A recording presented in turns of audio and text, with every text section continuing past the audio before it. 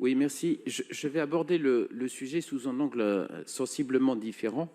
Monsieur Chevandier, qui a été le premier orateur dans ce débat, est également président du Conseil de l'immobilier de la ville de Paris. Et en effet, lors du dernier conseil, il nous a été présenté aux membres, dont Claire de Clermont-Tonnerre, ma collègue du groupe Changer Paris, une présentation de la stratégie immobilière de la ville, dans laquelle il était souligné une gestion active du patrimoine immobilier. Alors on va voir ce matin ce que la ville concrètement appelle une gestion active. Car la ville de Paris s'est mise depuis quelque temps à vendre beaucoup, et la ville vend beaucoup, mais elle vend aussi mal. Elle vend beaucoup, c'est ce qu'on appelle, et ce que tout le monde appelle désormais, la vente des bijoux de famille de la ville de Paris. On peut le comprendre avec une dette avoisinant les 10 milliards d'euros, un exécutif municipal peinant, pour ne pas dire souffrant, à trouver 250 millions d'euros et une facture énergétique qui se double au regard des prévisions initiales. Alors, cette mauvaise gestion, il faut bien essayer de l'éponger d'une manière ou d'une autre.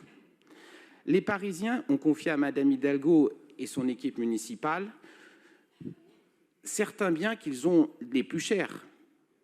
Ils les ont confiés en confiance, pas pour qu'ils soient bradés. Or, en 2020, la ville de Paris a vendu plus de 160 millions d'euros en cession immobilière. Des recettes de poche, n'est-ce pas, Monsieur Grégoire? L'année dernière, vous avez réalisé plus de 50 millions ou 60 millions d'euros de cession immobilière, également, plus précisément 63 millions d'euros. La course-poursuite s'enchaîne de nouveau en 2022. C'est une véritable pluie de cessions dont le nouvel épisode est proposé avec ce château de Nescu. Alors, vous vendez beaucoup, mais vous vendez mal aussi. Parce que la petite histoire de ce château est la suivante. Voilà un bien qui revient dans le giron de la ville à partir de 2006-2007. Alors, il ne se passe rien.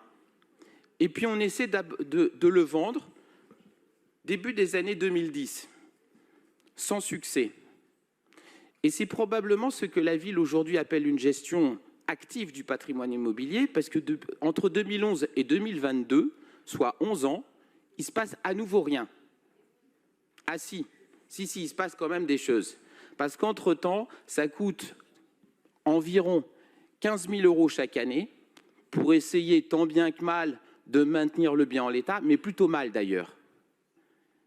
Et non seulement le bien part progressivement en décrépitude, mais en plus, il est squatté. 2017-2018, squat. Alors après, évidemment, on ne peut pas s'étonner que vous vendiez un château dans l'Ariège au prix d'un parking à Paris. 118 000 €. Parking ou studio.